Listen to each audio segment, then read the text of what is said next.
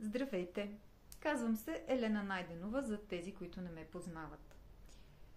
Правя това видео предимно за да дам малко повече пояснения за моята дисциплина астропсихономерология. За да го направя обаче, ще трябва да започна от там, че нумерологията и астрологията всички знаем, те са най-древните науки. Но те са изключително широко обхватни. И това, че някой се е записал на курс и учи нумерология или астрология, не определя, че той ще използва тези науки като другия човек, дори като този, който му преподава.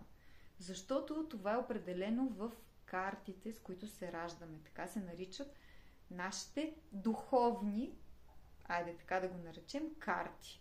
Числата или планетите, които показват за какво нашата душа в този живот, в това си превъплъщение е избрала това тяло и за какво тя е дошла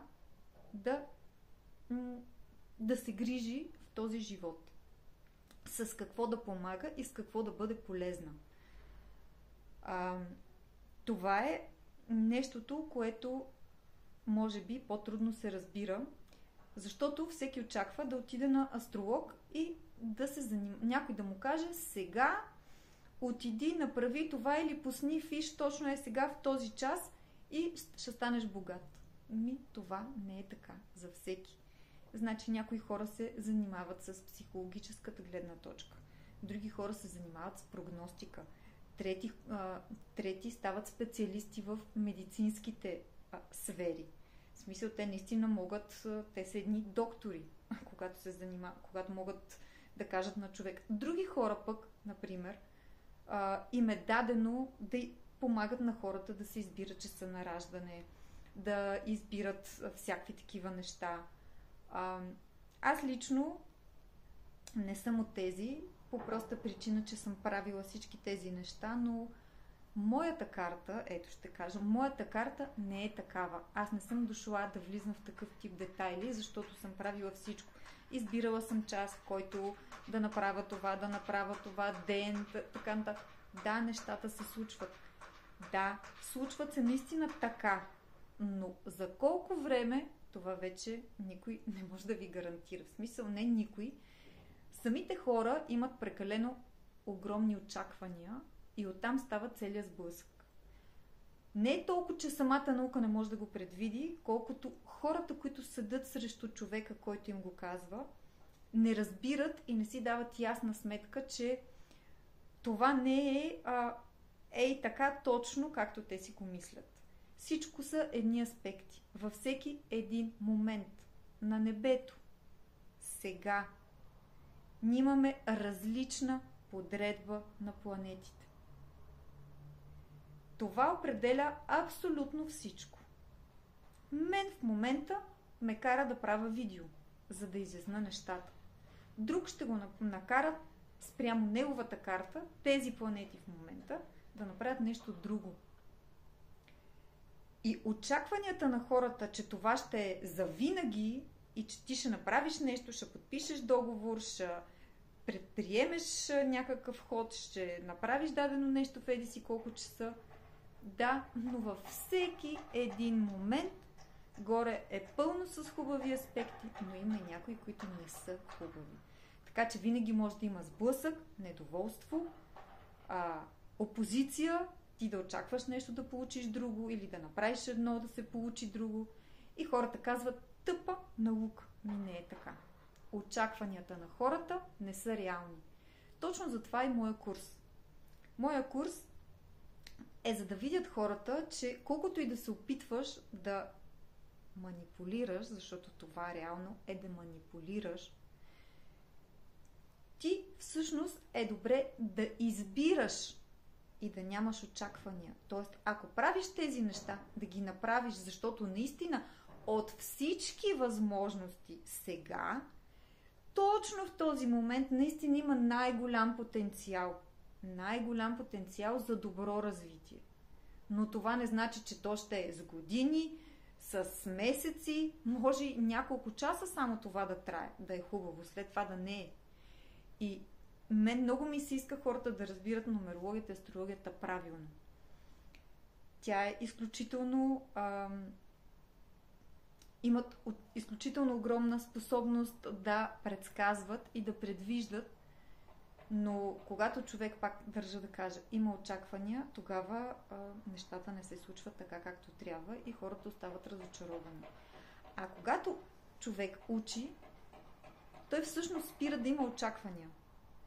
Той единственото, което може да направи, е сам да започне да вижда как всяка една минута ни е определено какво. Като кажа всяка една минута, наистина е всяка една минута.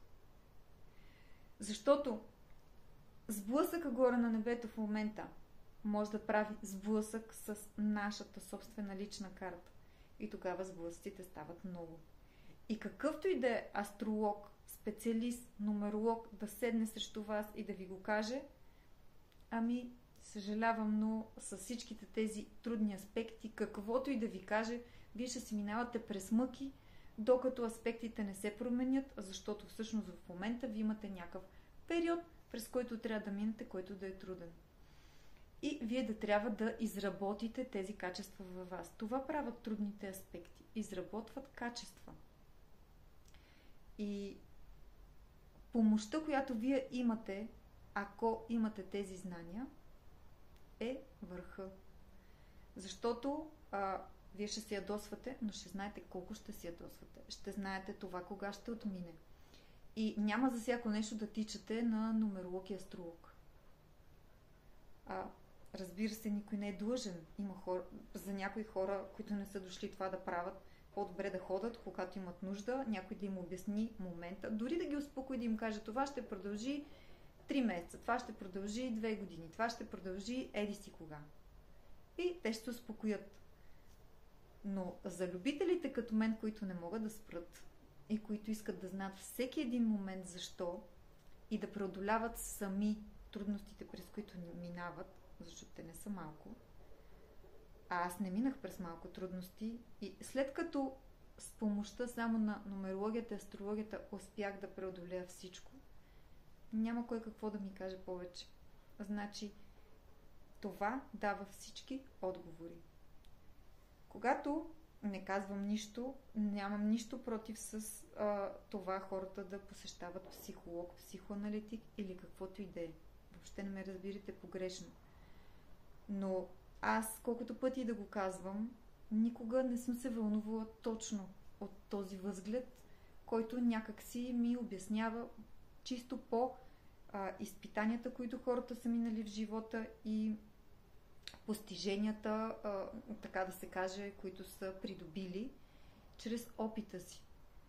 Само, че ти го говориш някакси, не го разбираш по начина, по който може да го разбере човек, който знае в момента къде е Луната, в момента къде е еди си коя планета. И когато ти го разбираш защо точно такова напрежение изпитваш. Защото всяка една планета, тя наистина има изключително различно усещане и когато прави негативен аспект, усещането е много различно. Едното е избухваш, другото таиш в себе си, таиш някакво напрежение, което просто потискаш го. При третото просто скарваш се с някой и въобще такива неща. Така, няма да задълбавам повече.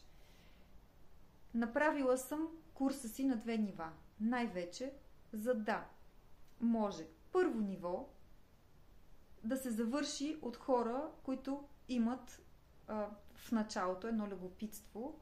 Много им се искало да запишат такъв курс. Той е базисен, но той дава абсолютно всичко най-важно, за да се разбере всичко, за което говорих сега. Като на второ ниво, аз съм решила, че искам да преподавам на хора, които са решили след първо ниво да продължават да се занимават и то най-вече да искат още повече познания и да имат желание това да го правят по-професионално. Защото психонумерологията и астрологията са, ще видите, Те са едно към едно. Толкова е лесно, когато човек знае едното, да се допълни към другото и обратното. Но двете аз не мога да ги разделя. Защото в психонумерологията има един ключов момент. Там има психотипове, които определят поведението на човека. А това е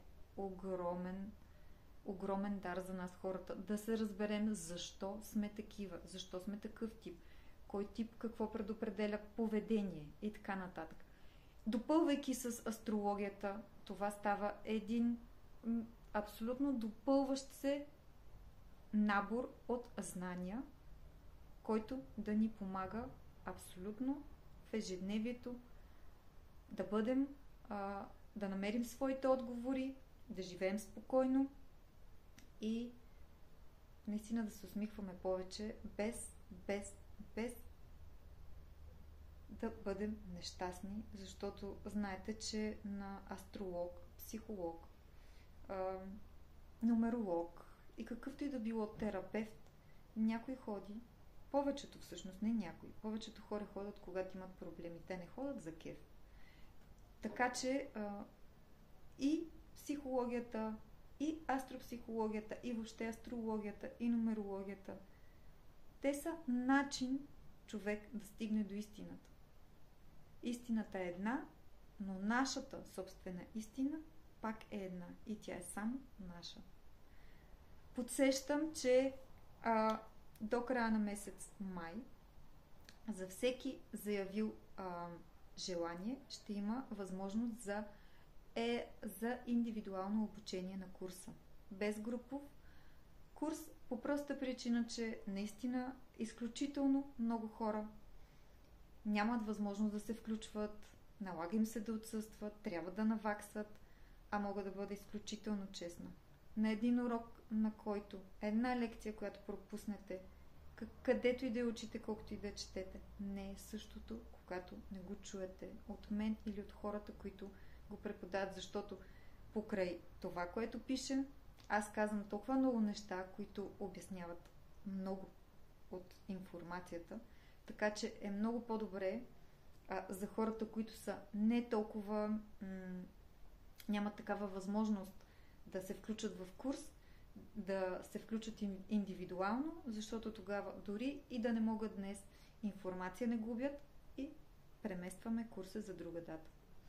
Това беше, не искам да става прекалено дълго, просто исках да дам точно тази информация. Чакам ви!